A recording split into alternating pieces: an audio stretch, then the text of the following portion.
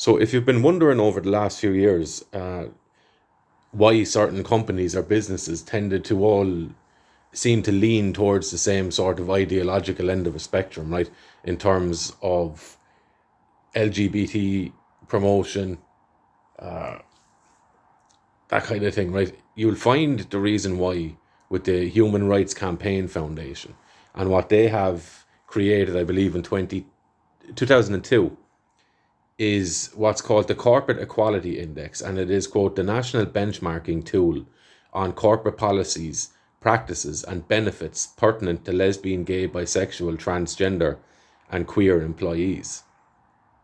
And what this does is it gives a company a score. It rates the company based on the allowances, the inclusion, the permissiveness maybe that a company will adopt in terms of people that fit into certain categories. Okay, so, and failure to meet or to be rated highly, it can lead to loads of things, right? So it can lead to stock plummeting, it can lead to lack of business opportunities, it can lead to being frozen out of markets, right? So what it also leads to as well is what is the DEI, so the diversity, equity or equality and inclusion business, which can essentially lead to people being hired for jobs in companies and businesses based not on their experience primarily or on their merit or on their potential ability to complete the job successfully, but they might be hired on identifiable characteristics that they fall under.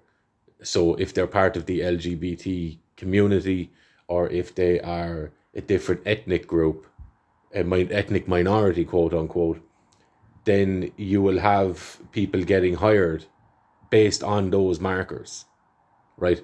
And what this can end up doing to a company, naturally enough, not controversial thing to say, but if you're hiring people based on physiological characteristics, racial components, or their sexual persuasion, instead of primarily hiring them based on their experience and their ability to complete a job, what you could end up seeing is that a company's efficiency, employees' capabilities, and the overall success of a company might take a dip because obviously enough, if you're hiring people based on things that are not solely their ability to complete the job successfully, then you're opening the door for subpar people to be hired based on capabilities alone, right? And what this does, or what this is called, sorry, and I'm sure a lot of people have been to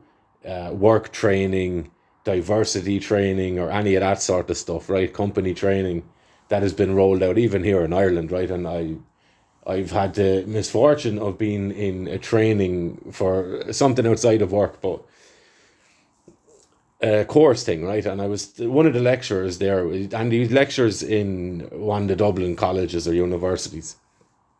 It's a few years ago now, and he was saying that Ireland has a kind of subterranean racist component to it, right? And in order to combat the fact that so many Irish people are in positions of power in Ireland, shock horror, right? We need to engage in what he called and what is known as positive discrimination, right? Which means, I said, what do you mean by that? He said, well, we would, if we had two candidates for a job and they had equal experience and qualifications, we would give the preference to a person who of an ethnic minority background, at least in the context of Ireland, right? And I said, but sure, isn't that not just discriminating against white people or discriminating against Irish people? And he said, well, no, it's positive discrimination. I said, I'm aware that that's what you're calling it, but you're just sticking the word on front of discrimination and using that to get out of the fact that you're choosing to elevate somebody based on what their race is, right? And he looked like he had never even thought of that for a second. He didn't know what to say, and he just went back to, yeah, but it's positive discrimination. I said, that's fine. I said, but I could, like, you could stick the word positive on front of robbery or on front of any sort of crime or action. That's not nice, right? And it doesn't change the fact that what's being done is wrong.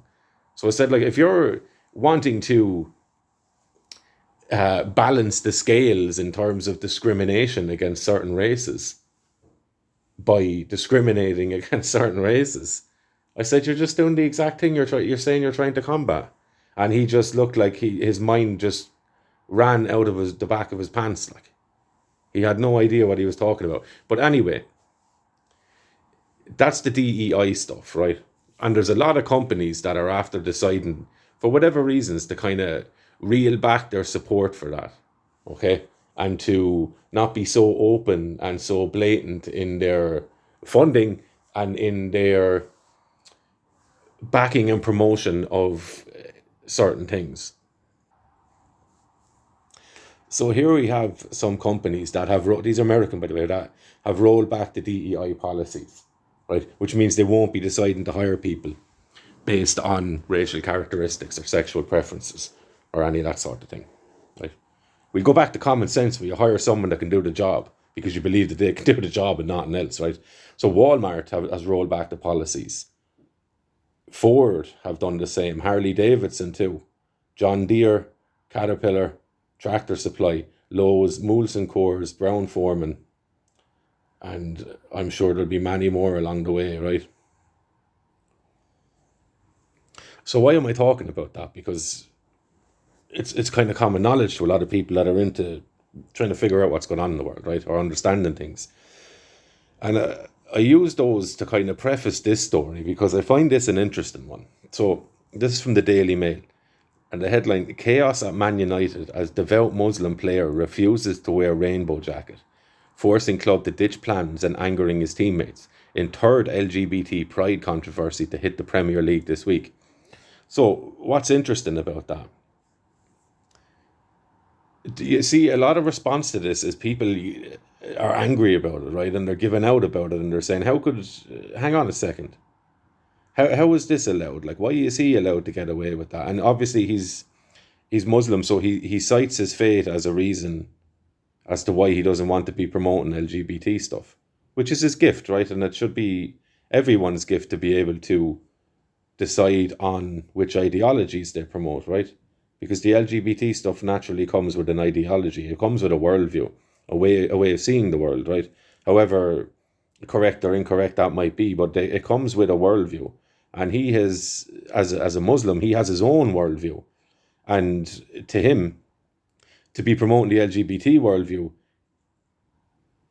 runs contrary or runs counter to his own religious faith, right? So he's decided not to do that.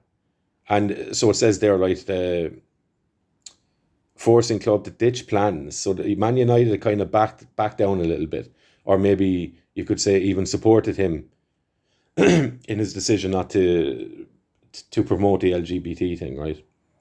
And that's fine. So there's other instances of that happening around the place as well, happening in the Premier League and across the world, as we've just been looking at with businesses, right?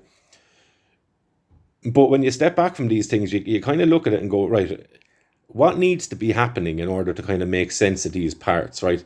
What forces are maneuvering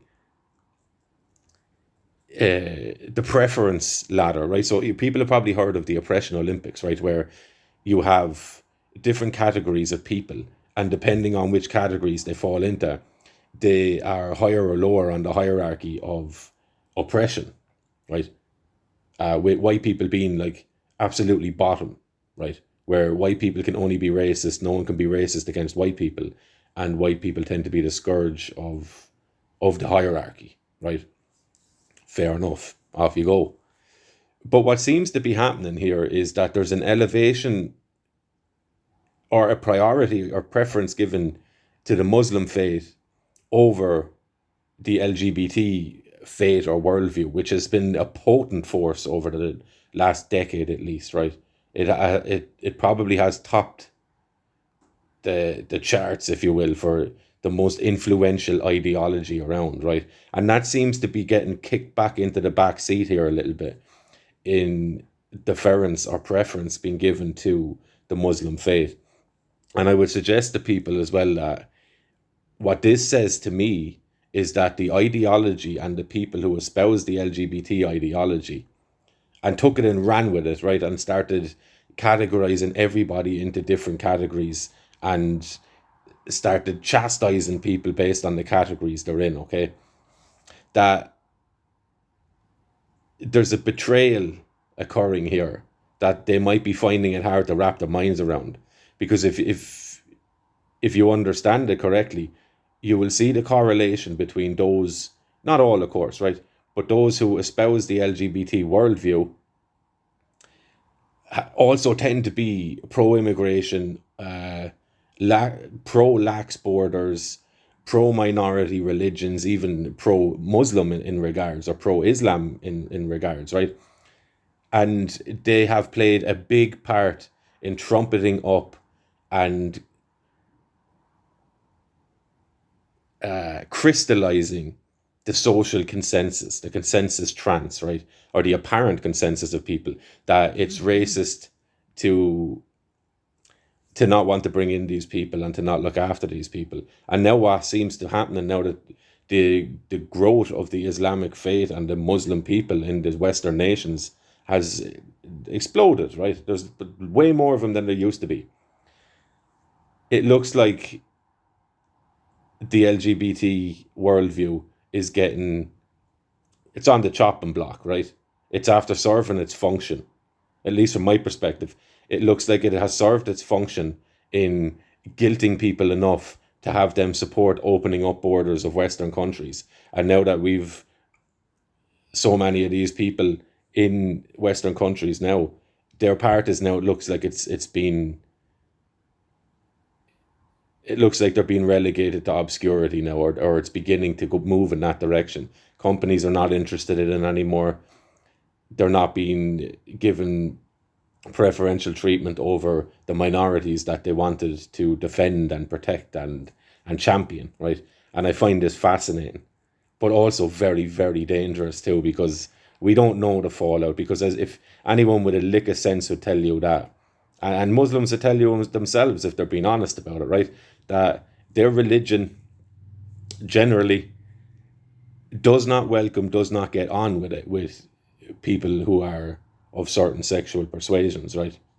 So when you have a society that's built up of, it's just substantial enough groupings of these people, that's a dangerous game to be playing, right? So I wonder if people who were of the view that bringing in these people and supporting them with their minority categorizations and all that other nonsense, right?